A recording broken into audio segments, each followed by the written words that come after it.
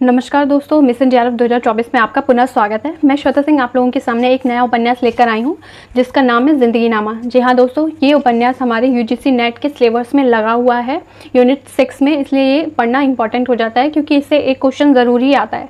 एक क्वेश्चन यानी कि 2 नंबर। चलिए बढ़ते हैं इस उपन्यास की ओर। तो ये उपन्यास किसने लिखा? कृष्णा सोबती ने लिखा। कब इनका जन्म कब हुआ था? 18 फरवरी 1925 को इनका जन्म हुआ था। नोट कर लेंगे क्योंकि क्रम से लगाने को भी आपके पास क्वेश्चन आ जाता है कि उपन्यासकार दे दी जाएंगे, फिर उनको आपको क्रम से लगाना है, तो इसलिए ये नोट कर लेंगे। 1925 को इनका जन्म हुआ था। जन्म स्थान क्या था? गुजरात। बढ़ते हैं हम नेक्स्ट। तो जी हाँ दोस्तों, ये पेज आप लोगों के लिए बहुत इंपॉर्टेंट है, बहुत ही ज़्यादा इंपॉर्टेंट है। आप इसे एक नोट डायरी में नोट कर लीजिएगा क्योंकि इससे आपका एक क्वेश्चन ज़रूर ही बनता है। ये नहीं कि आपका ज़िंदगी नामा उपन्यास अगर सिलेबस में लगा हुआ है तो सिर्फ उसी से ही क्वेश्चन आएंगे। नहीं दोस्तों, आपके क्वेश्चन इन उपन्यास से भी आ सकते हैं क्योंकि ये लिखे तो उन्हीं ने है, कृष्णा सोबती ने। तो कई बार ऐसा हो जाता है कि पूछ लिया जाता है दिलो दानिश किसका उपन्यास है, या क्रम से लगाइए इन उपन्यास को 1 2 3 करके आपको दे दिए जाएंगे, फिर आपको इनको क्रम से लगाना है। तो इसे हम नोट कर लेंगे। तो सूरजमुखी अंधेरे के कब लिखा गया? 1972 में। 1972 में ज़िंदगी नामा, 1979 में दिलो दानिश, 1993 में, और समय सरगम कब लिखा? 2000 में। तो जी हाँ दोस्तों, अगर आप लोग ऐसे याद नहीं कर पाएँ तो इसको ऐसे याद कर लीजिएगा। सूरजमुखी अंधेरे के 72, ज़िंदगी नामा 79, दिलो दानिश 93, समय सरगम 2000। ठीक है, बढ़ते हैं हम नेक्स्ट पेज की ओर। ये पेज भी आप लोगों के लिए उतना ही इम्पोर्टेंट है जितना पहले का पेज था।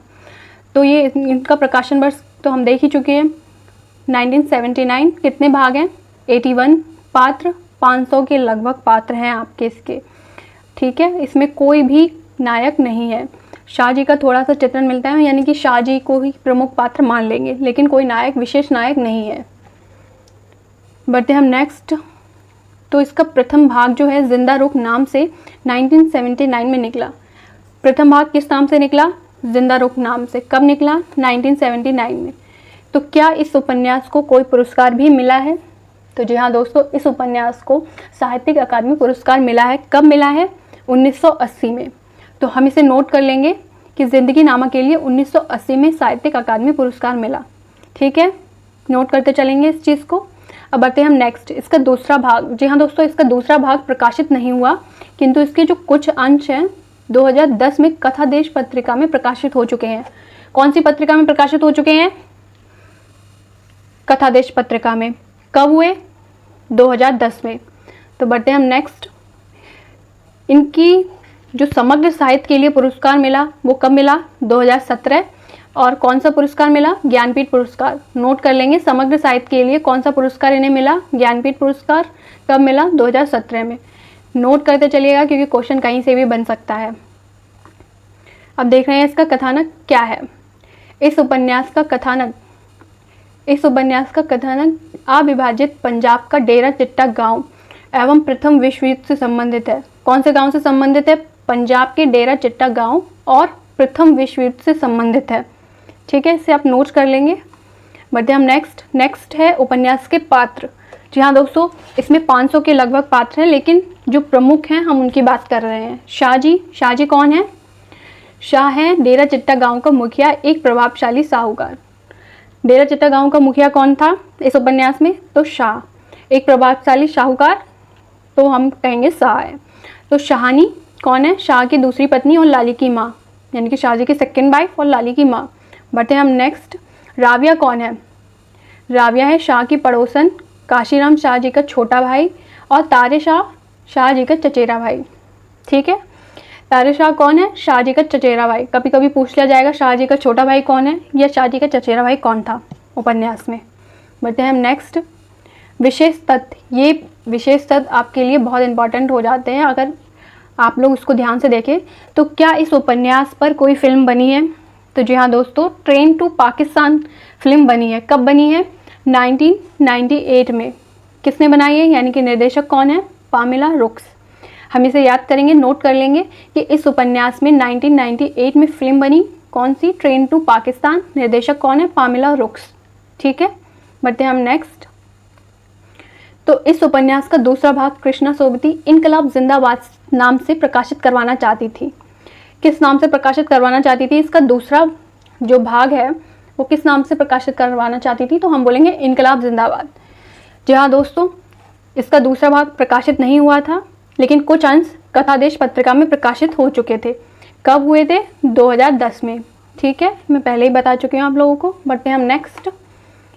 अब इनके सम्मान पुरस्कार देख लेते हैं कि इन्हें कब कौन सा पुरस्कार मिला, क्योंकि क्वेश्चन कहीं से भी बन सकता है, हमें हर क्वेश्चन के लिए तैयार रहना पड़ेगा। तो 1980 में जिंदगी नामा के लिए इन्हें साहित्यिक अकादमी पुरस्कार मिला। ये तो बहुत इम्पॉर्टेंट है ही और ये भूलने वाली चीज़ नहीं है। 1981 में इन्हें शिरोमणि पुरस्कार मिला। 1982 में इन्हें हिंदी अकादमी अवार्ड मिला। बढ़ते हम नेक्स्ट। 1996 में साहित्यिक अकादमी फेलोशिप पुरस्कार मिला। 2001 में शाल का सम्मान मिला। इसके अतिरिक्त इन्हें मैथिली शरण पुरस्कार भी प्राप्त हो चुका है। ठीक है, याद रखेंगे हम, मैथिली शरण पुरस्कार भी इन्हें प्राप्त हो चुका है। बढ़ते हम इनके एक नज़र इनके और पुरस्कार पे डाल लेते हैं। ये आप लोग अपनी नोट डायरी में से अच्छे से नोट कर लीजिएगा, याद रहेगा लॉन्ग टाइम के लिए। तो बढ़ते हैं हम नेक्स्ट कि साहित्यिक अकादमी पुरस्कार कब मिला? 1980, शिरोमणि पुरस्कार 81, हिंदी अकादमी पुरस्कार 82 और शाल का पुरस्कार 2001 में और ज्ञानपीठ पुरस्कार 2017 में। ठीक है, बढ़ते हैं हम नेक्स्ट। तो जी हाँ दोस्तों, 5 से 6 मिनट के बीच में आपका ये उपन्यास पूरा हो गया। जी हाँ दोस्तों, मैं जितना आप लोगों को करा सकती थी मैंने कराया। इसके बाद अगर आप लोगों को और डिटेल में पढ़ना है तो जिंदगी नामा उपन्यास आपको पढ़ना पड़ेगा। क्वेश्चन कहीं से भी आ सकते हैं, हम पूरा उपन्यास इस पे नहीं पढ़ा सकते हैं, लेकिन इस जो इम्पॉर्टेंट है, जो सारांश है इस उपन्यास का, वो हम ज़रूर लिख सकते हैं। इम्पॉर्टेंट क्या है वो हम ज़रूर बता सकते हैं। लेकिन अगर आपको और ज़्यादा पढ़ना है तो इस उपन्यास को खरीदिए, अगर आपके पास हो तो इस उपन्यास को पढ़िए। जी हाँ दोस्तों, अब आप लोग मुझे बताएंगे कि मैं नेक्स्ट कौन सा उपन्यास या कौन सा कहानी या कौन सा निबंध मैं आप लोगों के लिए लेकर आऊँ जो UGC net, GRF, RPSC, TGT, PGT में लगा हुआ हो। तो मिलते हैं हम नेक्स्ट वीडियो में। Thank you.